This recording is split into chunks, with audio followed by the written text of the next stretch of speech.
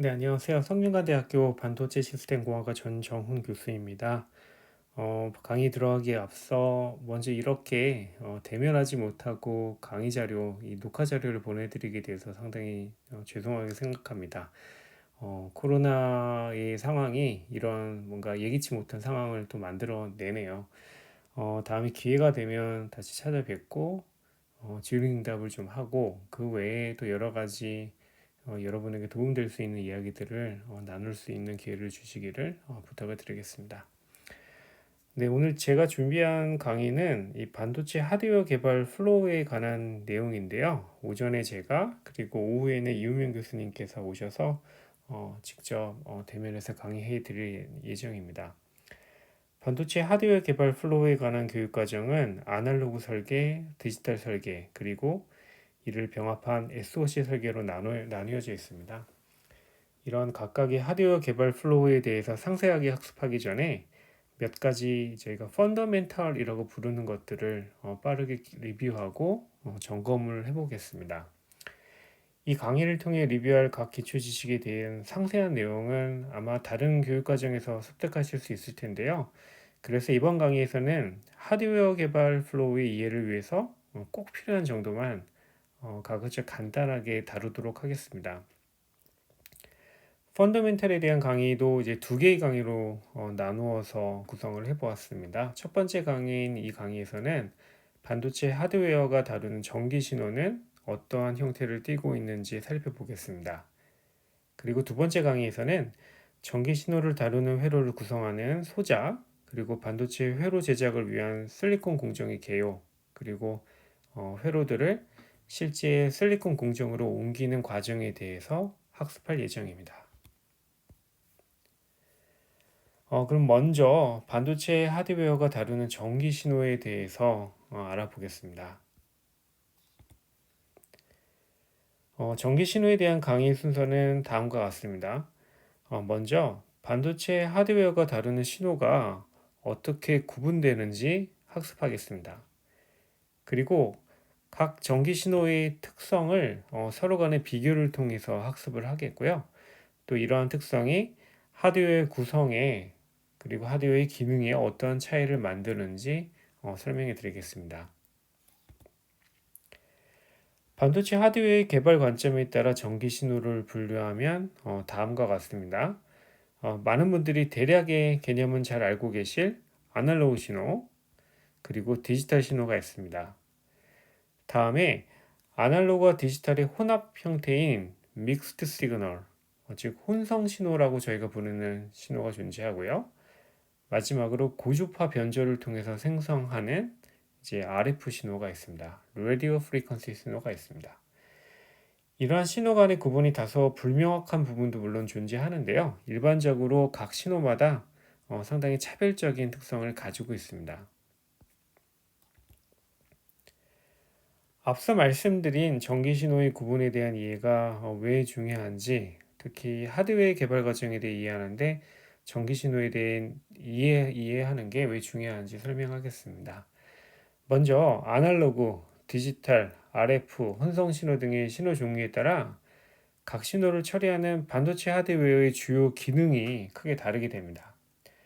그렇기 때문에 각 신호를 다루는 하드웨어 설계 방법에도 큰 차이가 있게 되고요. 또 이 설계 과정에 사용하는 설계 툴 또한 차별성을 갖게 됩니다. 그러면 이제 아날로그 신호를 디지털 신호로 변화시키는 이 Analog to Digital Conversion, ADC라고 저희가 보통 부르는 이 과정을 살펴보면서 각 신호의 특성에 대해 먼저 이야기해 보겠습니다. 아날로그 신호의 특성에 대해 가장 먼저 이야기하는 것은 이 1번 파형에서 보시는 것처럼 이 X축인 시간에 따라서 연속적일 뿐만 아니라 Y축 신호의 크기에서도 끊김없이 모든 값을 표현할 수 있다는 것입니다. 이러한 아날로그 신호를 디지털 신호로 변화시키는 과정을 2, 3, 4로 이제 나타내고 있는데요. 각 결과를 보면서 설명하겠습니다. 먼저 이 A2D, Analog to Digital Conversion에서 이 Sample and Hold라는 회로를 먼저 거치게 돼요. 일정한 주파수를 갖는 클락에 맞추어서 아날로그 데이터를 이렇게 샘플링합니다. 그리고 이 샘플링한 값을 이 클락의 한 주기 동안은 이제 일정하게 유지하게 됩니다. 이 단계에서 시간축에서의 불연속성이 일단 발생을 하죠. 이 시간에 대해 디스크리트한 시그널이 만들어집니다.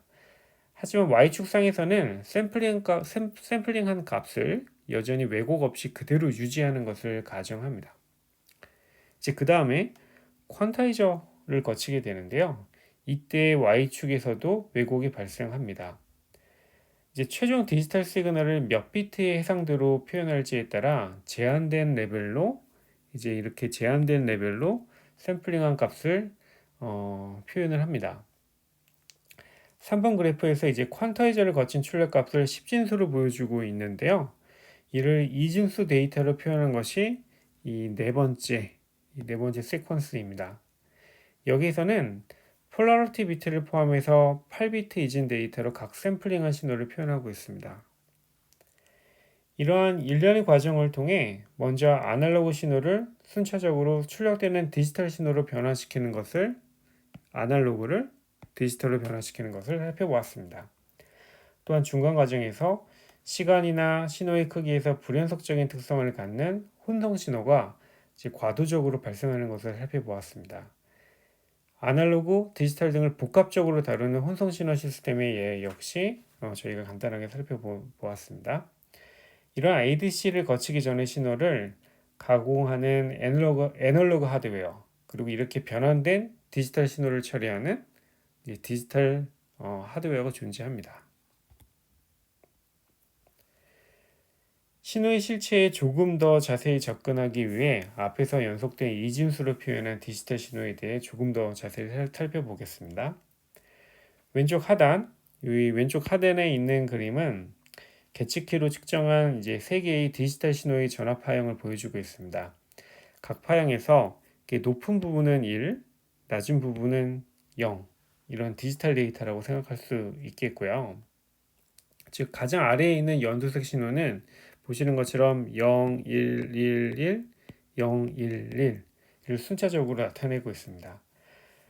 파형에서 보시다시피 1과 0의 중간 레벨의 전압이 엄연히 존재를 하죠. 즉 파형의 시간축에 대해서 그리고 전압축에 대해서 연속적이고요.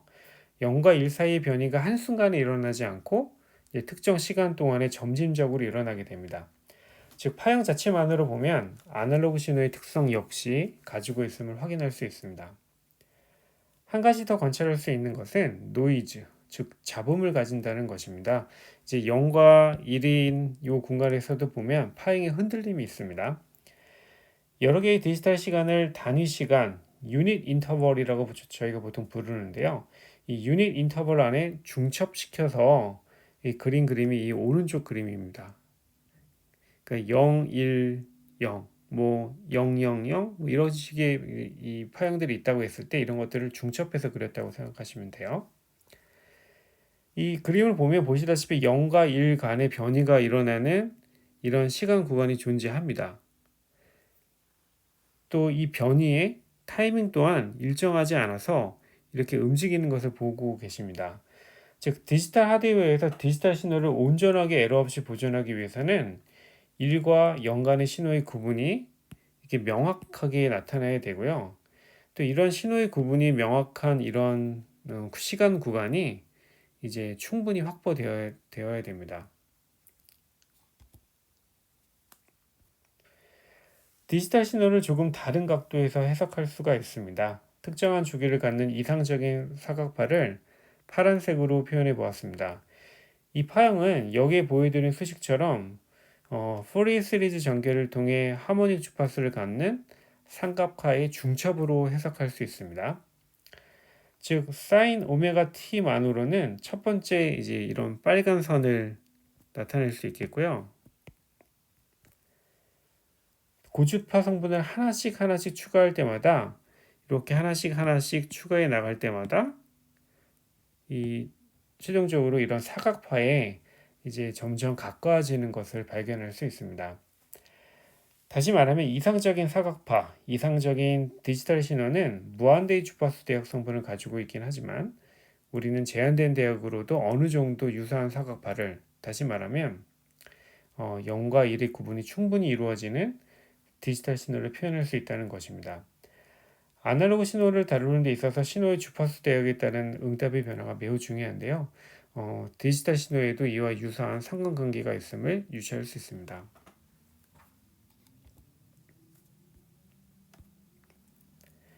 그러면 이러한 디지털 신호의 아날로그적 특성은 이제 하드웨어 설계에 어떠한 영향을 미칠까요?